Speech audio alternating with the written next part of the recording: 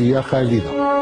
وما إن أخذت بوادر استقلال المغرب تلوح في الأفق حتى تقدمت فرنسا بعرض إلى المغرب تقترح عليه إرجاع ما اقتطعته من ترابه وألحقته بالأراضي الجزائرية مقابل تخليه عن الثورة الجزائرية.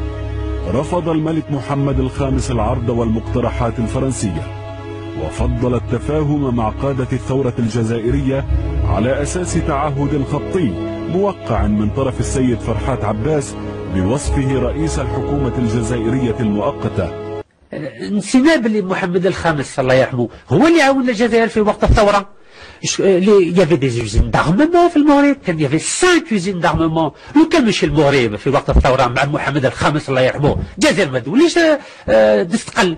ما ننساوش هذو المغاربة مسلمين عرب وخوة، حتى واحد ما يقوليش باللي المغاربة ما مش خوة معنا، هما مسلمين، هما عرب، وهما راهم معنا إلى طول الممات. تدافع بشراسة عن المغرب مسيو قهزان. شوف.